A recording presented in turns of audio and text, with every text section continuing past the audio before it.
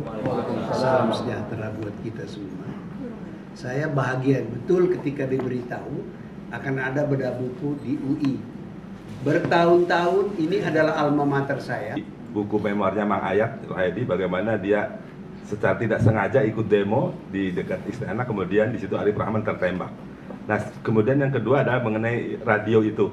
Saya dengar juga katanya dulu di Student Center di Salemba justru itu situ ada radio. Yang maksud Pak Salita itu ya radio yang mana gitu?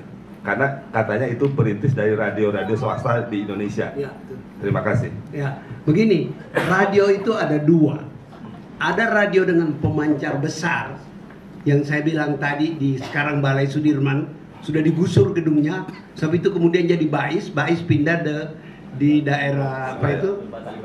Kalibata gitu ya.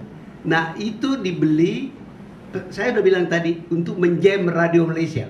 So, radio Malaysia itu luar biasa di kuatnya pemancarnya.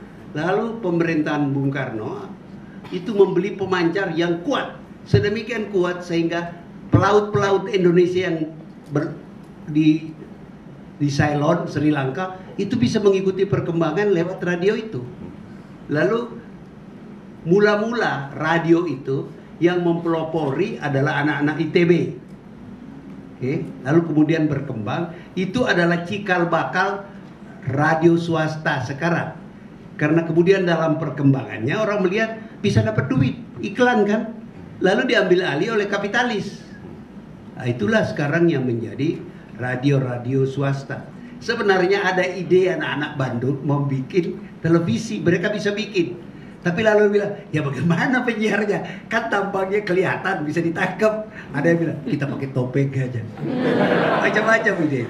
Nah, saya kemudian setelah dalam proses war of attrition antara anti komunis dengan Bung Karno. Sebab ini kan PKI itu tidak melawan lagi. Satu Gestapo hilang mereka 1 Oktober.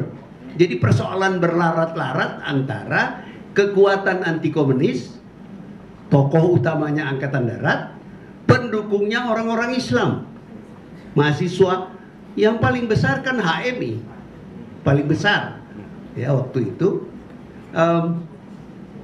Lalu mulai berkembang radio. Radio pertama di UI itu dibikin di Fakultas Teknik. Saya masih ingat sekarang di bank, insinyur siapa sih namanya itu? Tahalea namanya, Yos Tahalea. Sekarang namanya, nama keluarganya ganti. Luhukai. Dia bikin radio, dia nggak tahu bagaimana, ini apa yang mau disiarkan. Dia panggil saya, Pak Salim, bicara apa aja dah. Jadi saya lah yang menjadi pengisi radio itu. Kemudian berkembang, Yon-Yon itu, kan ada resimen Arif Rahman Hakim, masing-masing bikin radio. Tapi akibatnya kacau. Kenapa? Pesawat dari Singapura nggak bisa mendarat. Betul ya? Karena frekuensi itu, frekuensi untuk radio penerbangan dipakai oleh anak-anak itu. Akibatnya Amir Mahmud memerintahkan Kodam mengadakan operasi, ditangkepin anak-anak itu. Mereka pakai alat keliling kota dan bisa nangkep, oh di sini ada pemancar, datang ditangkep. Jadi tugas saya waktu itu Biro Penerangan kami pusat, ya tugas kami adalah membujuk Kodam supaya anak-anak itu dilepas. Begitulah. Saya masih ingat ada pejabat Kodam yang namanya Urip Widodo. Kita ke Pak Urip aja, Pak Urip gimana tuh teman kita? Kan nggak jahat tuh Pak Urip, keluar. Tapi tidak sepengetahuan Amir Mahmud. Karena Amir Mahmud waktu itu dianggap Soekarnois. Orang yang paling keras menghadapi Amir Mahmud, Kemal Idris. Apa itu Jenderal Tubapi? 7 bahan pokok. Ya. Jadi katanya Pak Amir itu, Amir Mahmud almarhum, itu dia hafal itu 7 bahan pokok indoktrinasi. Jadi teman-temannya jenderal kesel lihatnya. Begitu. Ya kali itu yang saya bisa jawab. Mengenai demo-demo di bahwa UI jadi pusat demo mahasiswa. Oh iya, Anda jangan lupa, the only university in Jakarta at that time was UI. Menjadi mahasiswa UI itu luar biasa. Yang lain itu UI bagian Kristen, UI bagian Ibnu Khaldun. Mahasiswa itu, universitas itu adalah UI. Jadi demo itu berpusat dari UI. Tapi kemudian kan sudah mulai menyebar. kita tidak lagi leading. Itu tanda bahwa Indonesia ini sukses. Universitas swasta sudah bagus. Dulu ada universitas, Anda tahu, tapi saya nggak sebutkan namanya. Itu yang mendirikan itu, stempel sekolah itu dibungkus sapu tangan, ditaruh di celana.